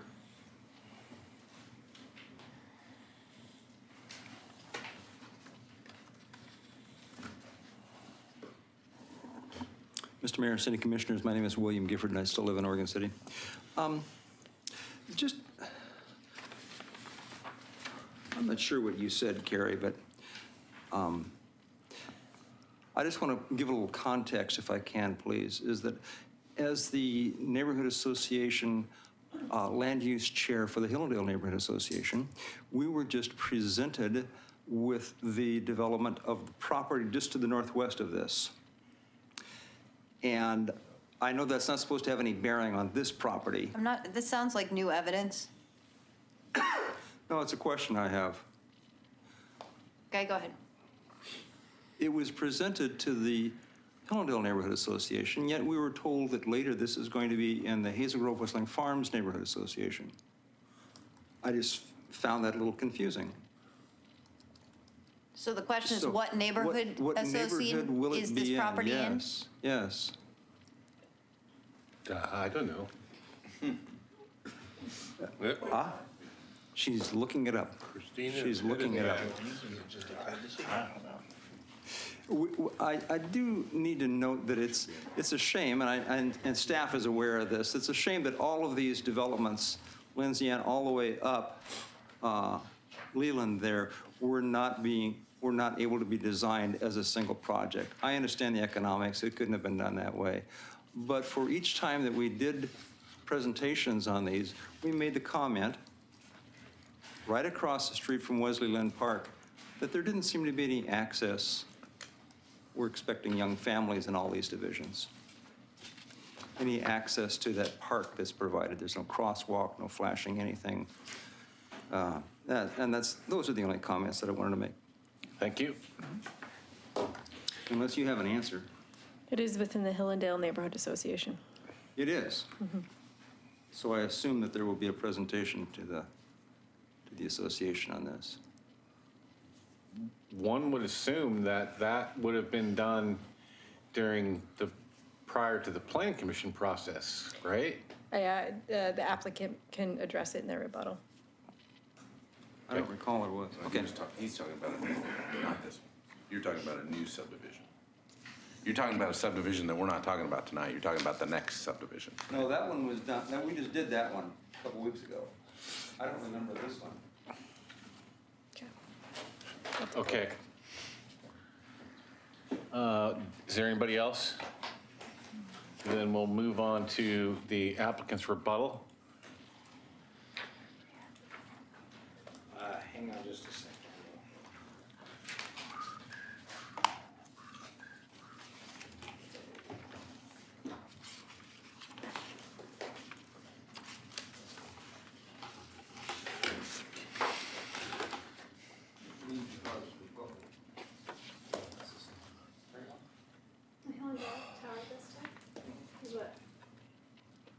That's right, Mom.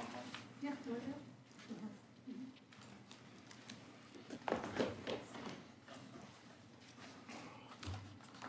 So in our Chris Goodell again. In our application, we have evidence that we attended the June 6, 2017 neighborhood meeting. Mr. Gifford was one of the attendees. Okay. That was Hillendale, or It was the Hillendale Tower Vista Neighborhood Steering Committee with, and was Roy Harris, Fern Johnson, Debbie LaRusha, Craig DeRusha, Mike Albin, William Gifford, Joyce Gifford. Okay, thanks. No sweat. Okay. Do you have any other rebuttal? I do not. Okay. Then I'm going to close the public hearing. And I will have discussion, if there is any. No. No? Then, is there a motion? I move to approve the first reading of ordinance number 18-1002 and planning file AN 17-03 and ZC 17-03 and TP 17-07 with conditions. Do we need to add that? As amended tonight. As amended. Are all those numbers correct? Yes. Okay. Second. Moved by Commissioner Ide, second by Commissioner Megaberg for the discussion. Call the roll, please. Let me read. Oh, by sorry, title. Ms. Richter. Sorry. Catch up. Ordinance number 18-1002, an ordinance of the City of Oregon City approving an annexation amending Title 17 zoning, Chapter 1706020, and amending the official zoning map of the Oregon City Municipal Code from FU10, future urban, 10 acres to R6, single-family dwelling district, and approving a 28-lot subdivision for 6.33 acres of property identified as Clackamas County Map 32E18, Tax Lot 1400. Call the roll, please. Commissioner O'Donnell? Aye. Commissioner Mengelberg? Aye. Commissioner Ide? Aye. Commissioner Shaw? Aye. Mayor Holliday? Aye. Okay. So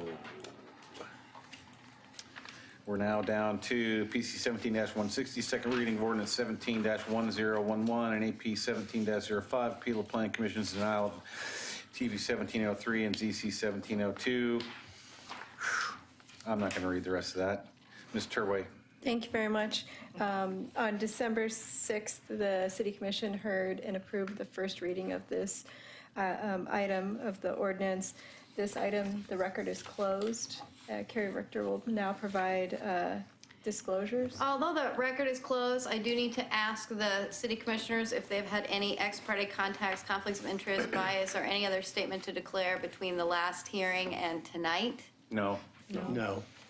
I do want to acknowledge that at the commission work session on December 12th, the mayor did express some concerns about how the planning commission resolved this case. But none of those comments related to the substance of the application, nor did they reflect any prejudgment of the application.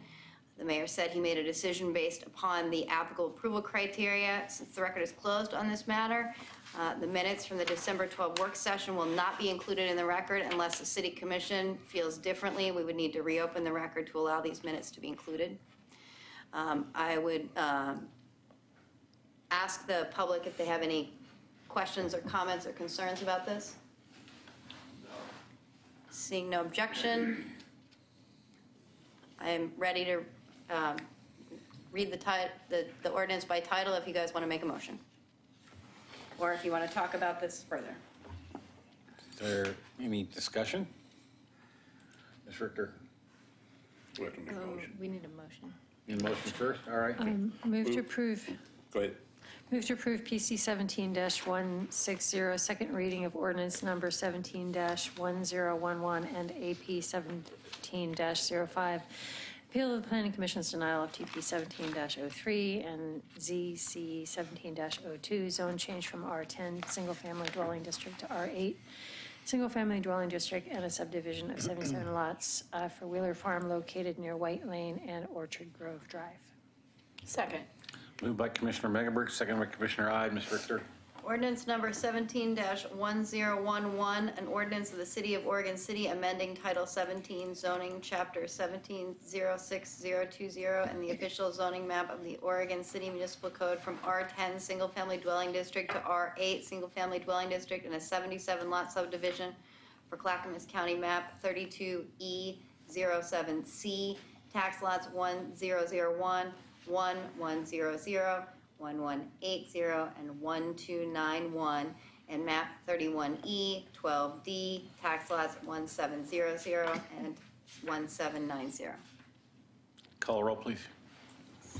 Commissioner Commissioner O'Donnell? No. Commissioner Mengelberg? Aye.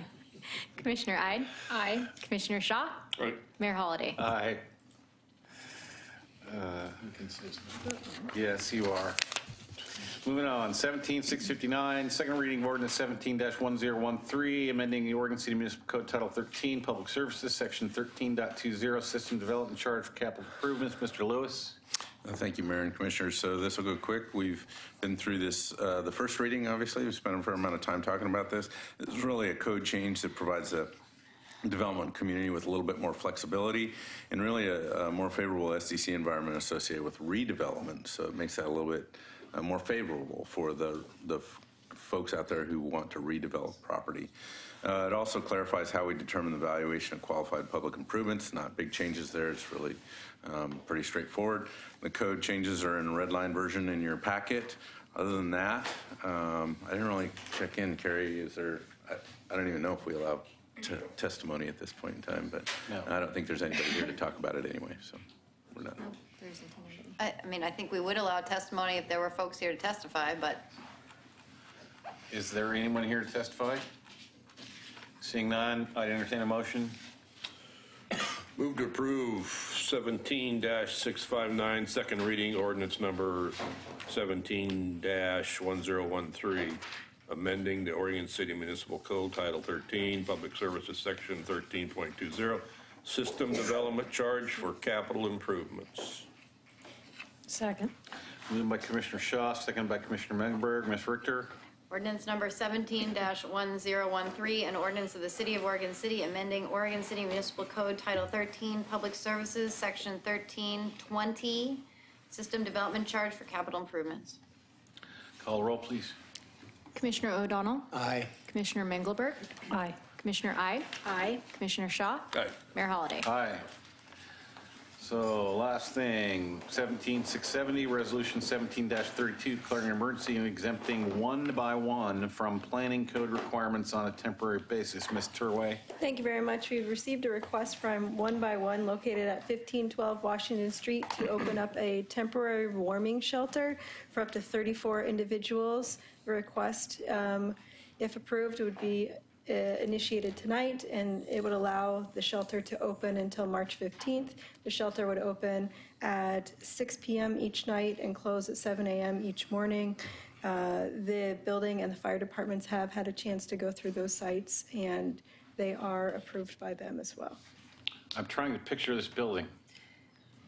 It's right Yeah. near Grano Bakery, just a couple doors down. So it's the other end of Yeah. Dan's building? Yeah. Okay. Questions, comments? Does that rely on the temperature too? You gave us the time frame of when it, but it's here about the temperature on there. Yeah, it would be effective if the temperature was at or below 33 degrees as measured with wind chill by the National Atmospheric and Oceanic Administration. Finish strong. No. So, are you ready for a motion? I am. I move to approve resolution number 17-32, declaring an emergency and exempting one by one from planning code requirements on a temporary basis. Second. Moved by Commissioner Ide, seconded by Commissioner Mengelberg. Further discussion? I would say we're potentially adopting this ordinance in the nick of time, considering the cold weather we're being forecasted in the next week. Call roll, please. Commissioner O'Donnell? Aye. Commissioner Mengelberg? Aye. Commissioner Ide? Aye. Commissioner Shaw? Aye. Mayor Holliday? Aye. Anybody want to pull anything off the consent agenda? Nope. Motion? Move to approve consent agenda. Second? Moved by Commissioner Shaw, seconded by Commissioner Ide. Discussion? Call roll, please. Commissioner O'Donnell? Aye. Commissioner Mengelberg? Aye. Commissioner Ide? Aye. Commissioner Shaw? Aye. Mayor Holliday? Aye. Mr. Manager, you have anything for us? Yes, Mayor, thank you. We just have a couple updates tonight. We'll start with an update from Mr. Phil Lewis. Hello, Commission. Just really quick, wanted to invite you and everyone from the public to attend the pool open house on Friday, January 5th from 4:30 to 9 p.m. So as you're starting your New Year's resolutions, think of the pool. It is totally free, free swimming. You also receive a 15% discount on all memberships and punch cards during the event. So please come out, view the pool, see all the improvements we've made over the last couple of years. I'd also like to highlight the Oregon City Park Foundation event, which starts at 6 p.m. on January 20th. Next, I have an update from Mr. Underwood. Thank you, Commission. Just a real quick end of the year kind of report on a positive note. As the Economic Development Department, we're always trying to enhance the environment for business success and job creation. And one of the indicators that we keep track of that show that are the business license. And so we have extracted all the new business licenses with the addresses here in Oregon City. So they're in Oregon City businesses, brand new businesses, and the employees. So this year we have 154 brand new businesses in the city that have employed 398 new employees. Now that's a gross number, it's not a net, so we can't keep track of the businesses that have left, where the new businesses have taken over, but I think that's pretty good, to say the least. Next, an update. I wanted to share an exciting opportunity with you. This winter and spring, Clackamas Community College Rediscover the Falls and the Willamette Falls Legacy Project are inviting participants to join one of 2 3-day digital storytelling workshops dedicated to stories about the falls. The Willamette Falls Storytelling Project creates an opportunity for community members who have an attachment or connection to Willamette Falls to tell their stories. Sue Mock and members of the Clackamas Community College English facility will facilitate 2 workshops. Each will accommodate up to 15 people and take place over 3 days at Clackamas Community College in Oregon City. The workshops are free and no experience is necessary to participate. You just have to have a good story to tell. During the first day and a half, participants will respond to story writing prompts and write a short narrative about some aspect of their experience with Willamette Falls. They'll then record the narrative, and on the final day, they'll compile images and music and edit their story to create a short film using an online editing platform. In the spring, there'll be a film viewing at the Oregon City Public Library where participants from both workshops can showcase their work to family and friends. Those are the workshops beginning, the first one is beginning Friday, February 23rd. It's an all-day, 10 a.m. to 5 p.m., Saturday and Sunday. And then the second one is Friday, May 4th, 10 a.m. to 5 p.m., then Saturday and Sunday as well. If you'd like more information about that, you can go to the Oregon City website, and it's on the planning page to sign up or see additional information about that. And last, I'm going to be out of the office next week after Christmas, so the 26th through the 29th. During that time, John Lewis will be acting city manager. That concludes my updates tonight. Where's Mr. Parno at? He is excused tonight. I haven't seen him in weeks. Okay. Commissioner Ide, you got anything for us? Nope. Commissioner Megaberg? I know, don't faint. It was my pleasure to be a co-chair of the Blue Ribbon Task Force for the Beaver Creek Employment Area.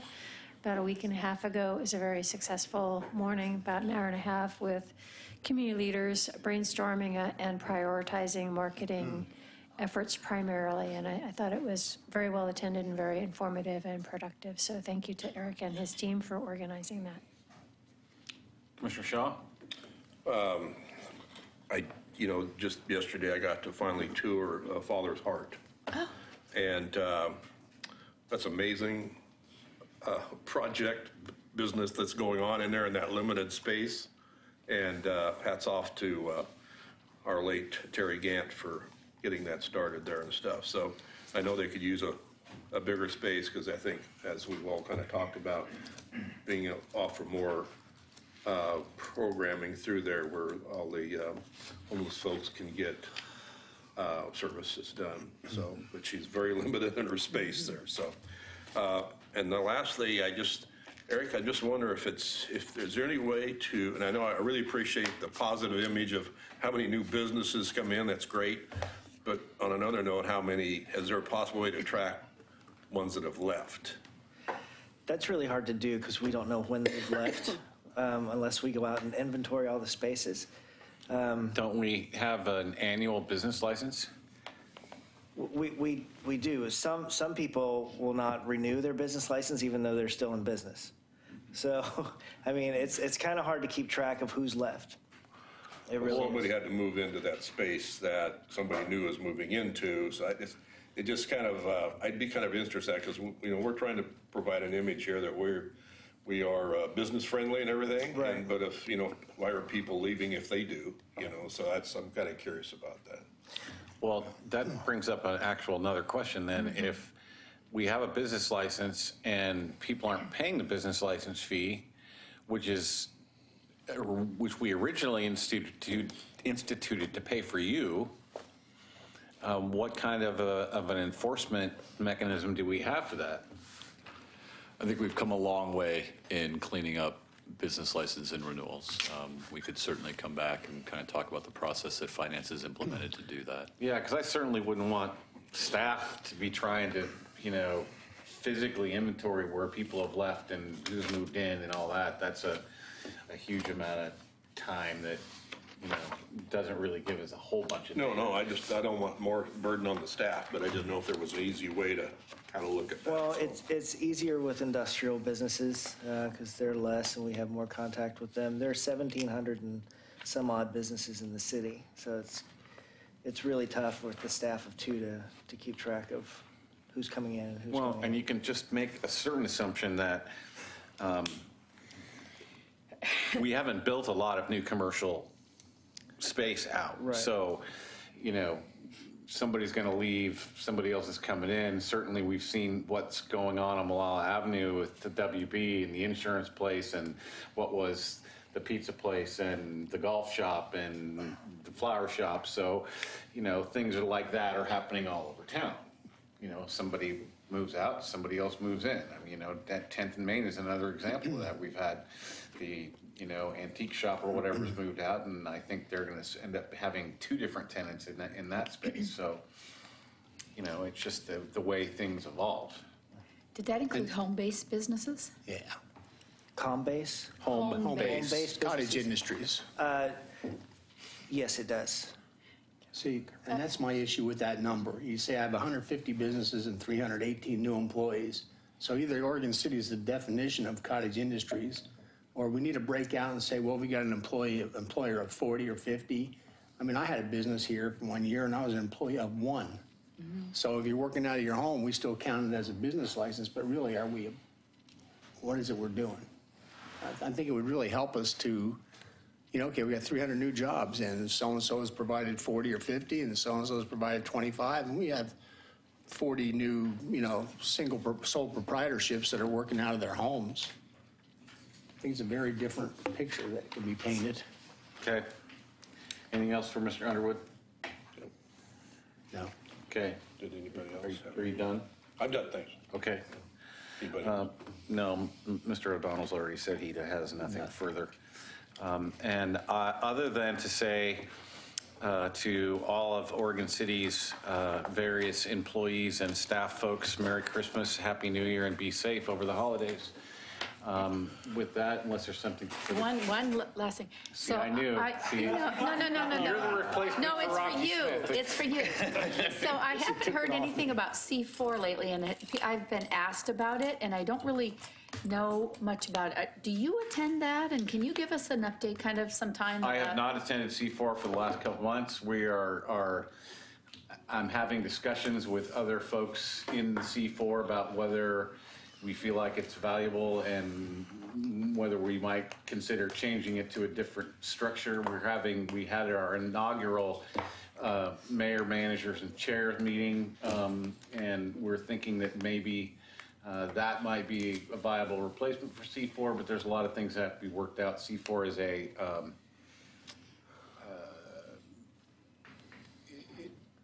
is a sort of a construct of Metro. And so, we have to figure out, working with Metro, what if C4 isn't working, how we're gonna fix that. So, I think that those discussions will be happening over the next few months this year. Okay.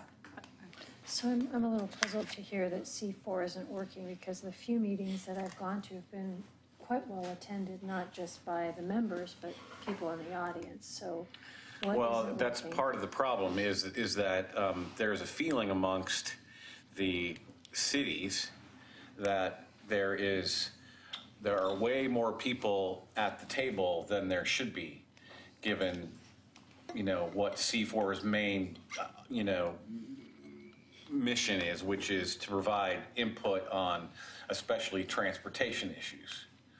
And so, there's been some wide-ranging discussion over the last 6 or 8 months about, what that looks like, or do we just reassess what C4 is? But, over the last 20 years, it's been, and we use the a term we call solution by dilution, in which they've just added so many different players to the mix that it becomes, impossible for the folks who are actually elected and represent actual citizens to, make decisions.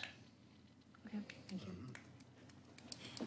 With that, unless there's something else for the good of the order, we're adjourned. Are we going to executive session?